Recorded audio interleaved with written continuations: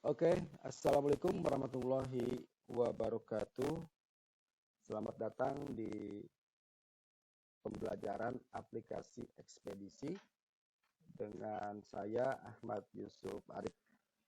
Kali ini saya akan menguraikan sistem aplikasi ekspedisi ya, secara konsep, secara bisnis proses, mulai dari master data, transaksi, kemudian masuk ke pembukuan ya. Bagaimana cara membuat jurnal dan laporan-laporan pembukuan secara sederhana yang ada di aplikasi ekspedisi. Oke, programnya ini adalah ekspedisi. Saya klik 2 kali. Nah, di sini ada menu masukkan login admin ya. Di sini usernya saya menggunakan admin, kemudian passwordnya.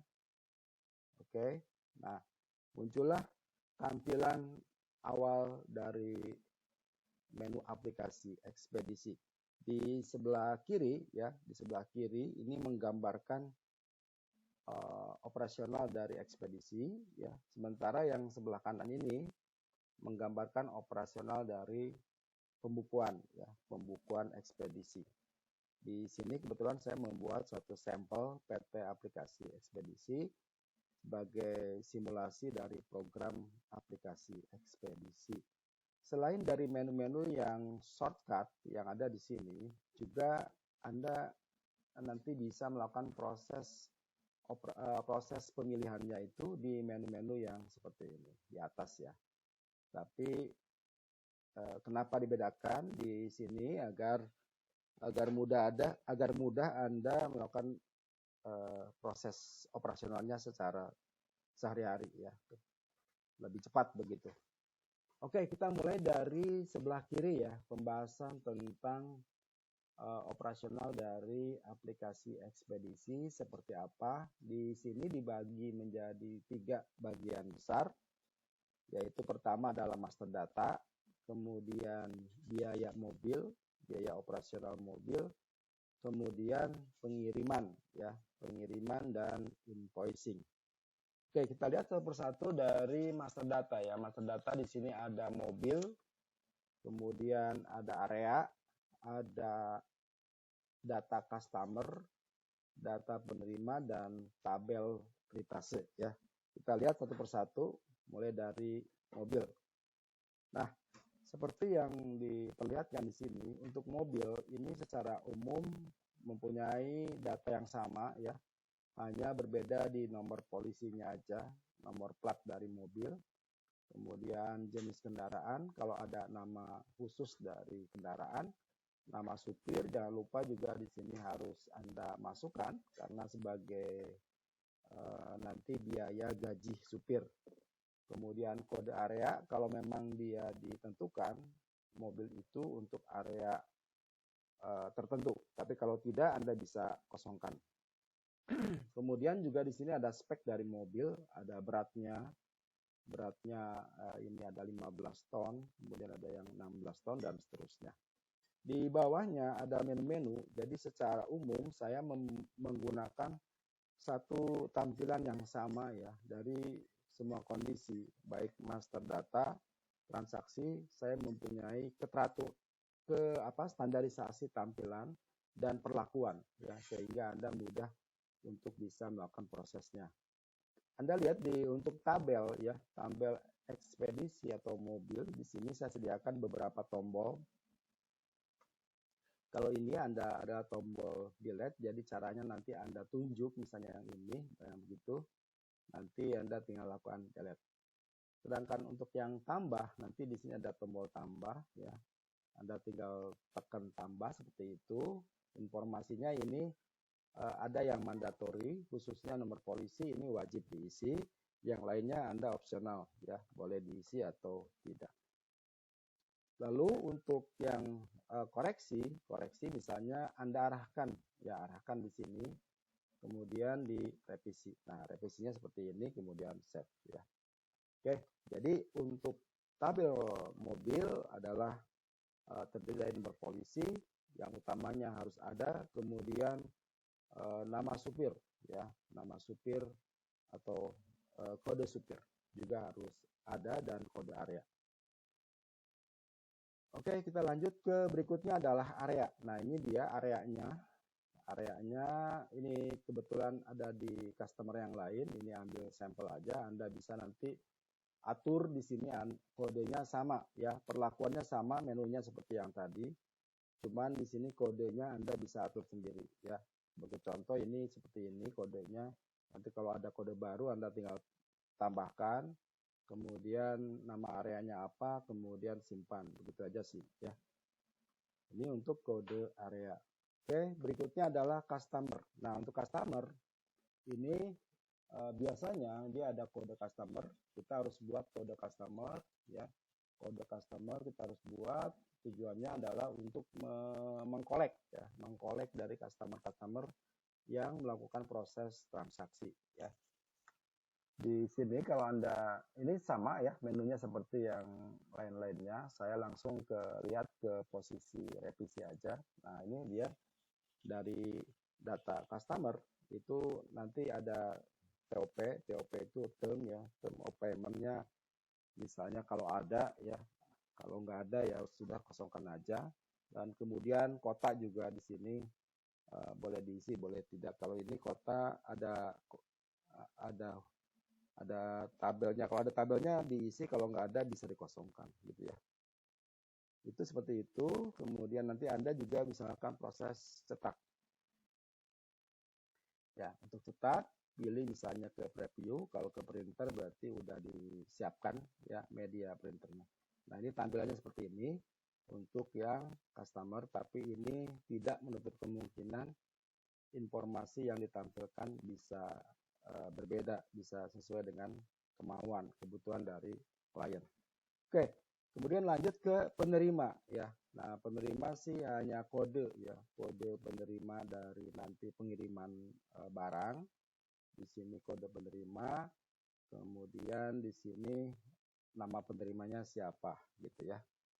Seperti itu, ini juga sama perlakuan dan tombol-tombolnya. Kemudian ritase. Nah, ini untuk ritase biasanya berbeda-beda dari masing-masing klien.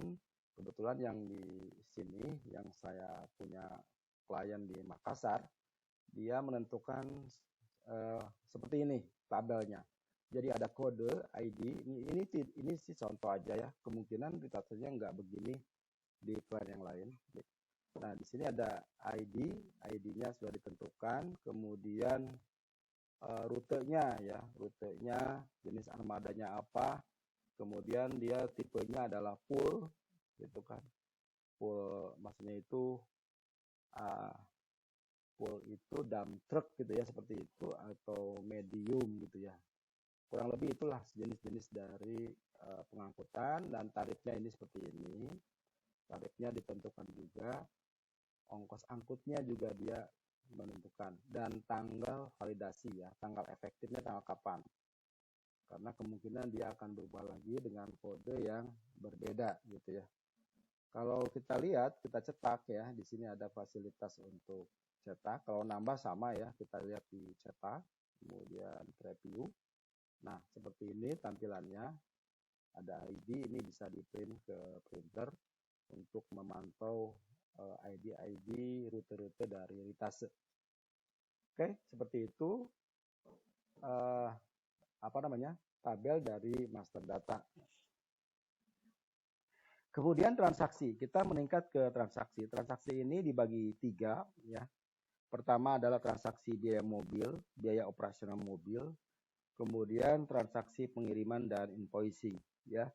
Jadi biaya mobil tentu saja kita harus menyediakan tabel-tabel biaya. Di sini ada tabel biaya, sebagai contoh di sini 04 adalah bahan bakar. Kemudian misalnya saya tambahkan yang lain, misalnya 01 ban gitu kan ya. Ban depan misalnya gitu. Ini prediksi biayanya berapa, kalau nggak ada abaikan saja seperti itu. Terus Anda isi dulu semua biaya-biaya yang biasanya ada di dalam operasional pengiriman gitu ya. Kemudian sudah Setelah Anda lengkapi tabel biaya, masuk ke transaksi biaya. Nah, transaksi biayanya kita harus record ya. Kita harus record sebagai contoh ini dia ada pengkodeannya. Di sini tampilannya kalau untuk transaksi berbeda. Jadi pertama view-nya itu adalah list ya, daftar biaya mobil ya. Jadi daftar seluruh biaya mobil ada di sini nanti kalau banyak. Sebagai contoh di sini S itu biaya, nomor transaksinya ini, tanggal transaksi. Kalau kita lihat, dan ini nomor mobil yang melakukan proses pengisian bahan bakar. Kalau saya ingin lihat, kalau tambah di sini ya, kalau saya ingin lihat Anda koreksi di sini. Nah, seperti ini.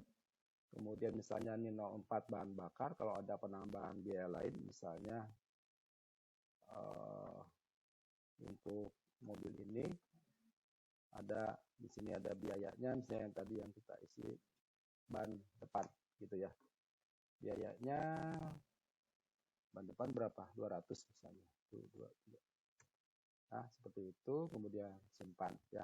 Jadi pada tanggal 27 bulan 1 2019 terjadi pembiayaan atas mobil yang bahan bakar dan ban depan gitu ya. Jadi kita mengkolek semua biaya-biaya yang terjadi pada harian, pada setiap tanggal harian.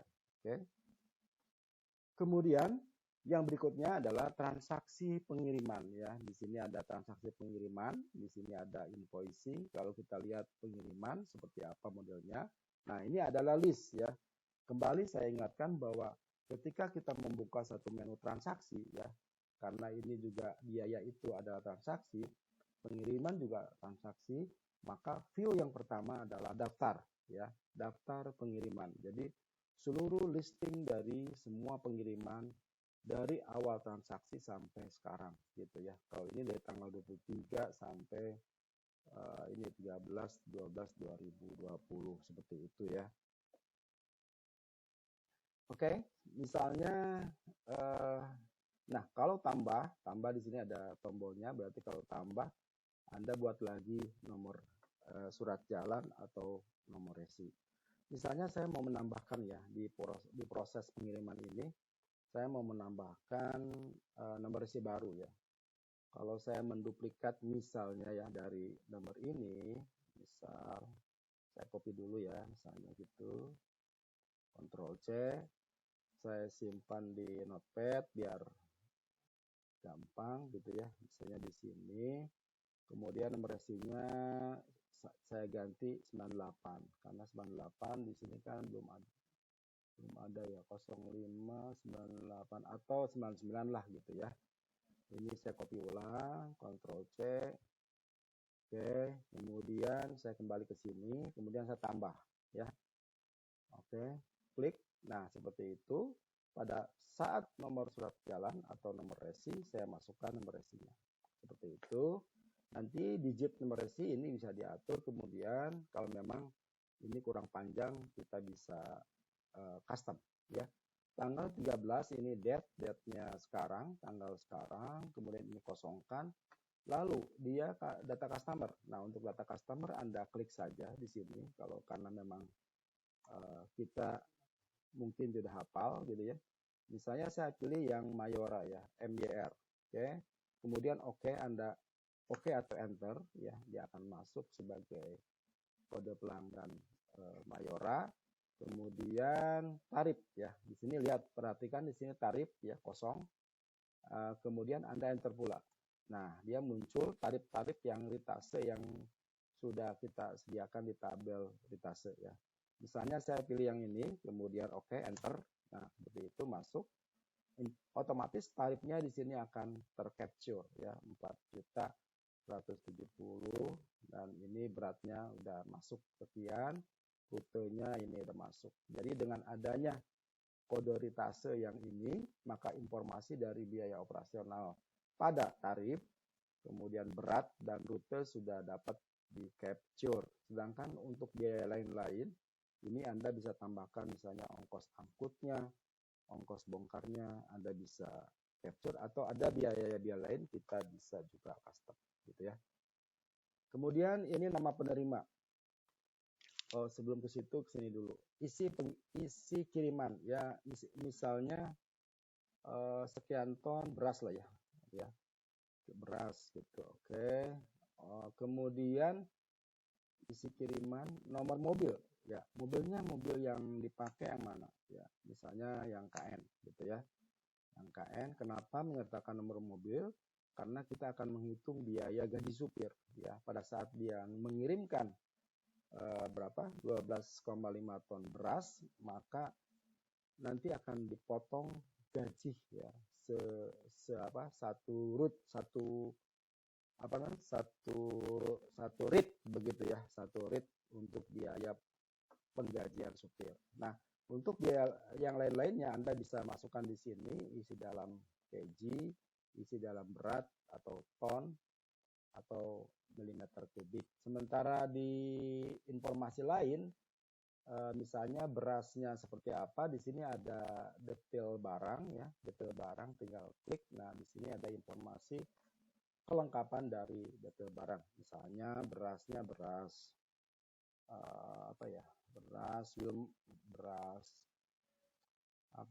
beras top top lah gitulah, seperti itu ya. Satuannya tadi terserah 12 ton apa Anda satuannya adalah ton, ini 12 gitu ya. Nanti Anda bisa tambahkan lagi informasi berikutnya, tinggal tekan ini, nanti dia akan ke nomor 2. Kalau sudah selesai atau kalau mau menghapus, di sini ada delete. Kalau sudah, kemudian simpan ya. Nanti kalau kita lihat, nah dia seperti itu ya. Sip. Kemudian data penerima nih, ini kita tadi udah bikin satu tabel data penerima ya. Nah, ini penerimanya kodenya misalnya UD Makassar gitu ya. Kemudian tujuannya, di sini tujuannya juga ada data tabelnya, Buton Utara misalnya gitu ya. Nah, ini sementara ini adalah teks ya, free text, bebas Anda informasi tentang penerima, baik itu HP atau telepon atau apalah gitu ya. Jadi di sini ada menunjukkan data penerima yang hijau ini, sementara yang di sini adalah data customer ya. Data customer, yang lain bisa diabaikan atau ya sudah abaikan aja gitu ya. Kemudian Anda simpan ya, simpan data sudah benar ya seperti itu. Jadi kalau kita lihat tadi adalah nomor yang ini ya, yang ujungnya 599, yaitu yang ini ya, yang 599. Bagaimana tahunya? Kita kalau ingin lihat ya atau akan ada perubahan, Anda tinggal ditandain, diarahkan, kemudian revisi ya, seperti itu ya. Oke, ini batal, nggak ada perubahan. Udah seperti itu cara pembuatan pengiriman.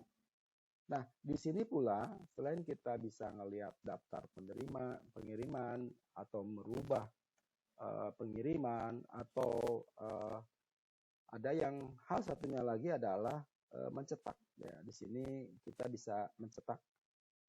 Sebagai contoh kita coba yang ini ya, saya arahkan ke sini, kemudian saya cetak. Nah, customernya, kalau ini dasarnya printnya itu adalah per customer. Nanti bisa dimodif sih, mau ngeprintnya seperti apa. Misalnya saya mau berdasarkan customer Mayora lah ya, Mayora yang ini. Oke, kemudian preview. Nah, maka tampilannya adalah di Mayora baru ada dua pengiriman ya, yang si penerimanya adalah Halim dan Yude seperti ini. Dan ini bisa custom lah gitu ya. Ini contoh aja. Oke, udah seperti itu proses pengiriman barang. Oke, lalu kita lanjut ke invoicing ya, invoicing. Oke, invoicing seperti apa? Apa yang dimaksud dengan invoicing? Invoicing tentu saja adalah merekap, yang tujuannya adalah menagih setiap bulannya misalnya gitu ke customer masing-masing billing yang harus dibayarkan oleh customer, ya. Saya tik yang invoicing. Nah, ini seperti ini contohnya. Di sini ada S adalah kode invoicing, dan di sini nomor invoice-nya adalah saya tidak menentukan, nanti Anda bebas punya aturan sendiri. Kemudian di sini ada tanggal, ada customer. Ini customernya kebetulan CS2 ya. Nanti kita coba yang Mayora ya. Kemudian ini informasi summary-nya, dan ini adalah surat jalannya. Nih surat jalannya seperti ini. Yang khusus CS2 yang akan ditagih yang nomor resi ini ya, 2 ini gitu. Misal saya mau nagih yang tadi, kita punya ada 2 Mayora ya. Tadi kan di laporan surat jalan ada 2 Mayora kan. Kita coba, saya misalnya input tanggal 13 INV 13 misalnya gitulah ya. Nah, ininya customernya adalah si Mayora. Oke, ini biarkan. Nah, kemudian di sini ada detail surat jalan atau nomor resi, Anda klik yang ini untuk menambahkan. Nah, nanti Anda lihat di sini yang Mayora ya. Mayora kebetulan di sini ada 2 ya kan. Yang pertama ini yang atas yang 597, saya ambil enter. Kemudian saya tambah lagi, saya enter lagi. Yang ke ini 599. Nah, seperti itu ya. Oke, ini harga tujuannya sudah keluar, harga ongkos angkutnya, tonnya di sini misalnya, nanti kita lihat. Oke, seperti itu. Sudah, kemudian kita save ya. Data sudah benar ya, seperti itu. Jadi di listing ini, di listing invoicing ada dua penagihan. Yang pertama tanggal 19 bulan 2 2019, yang kedua tanggal 13 bulan 12 2020, yaitu si Mayora ini yang baru ya, di mana nomor resi yang ditagihkan adalah ini. Oke, nanti ini kita bisa report, tapi saya belum tahu nih, kita bisa report apa enggak. Belum saya cek, tapi kita coba ya, apakah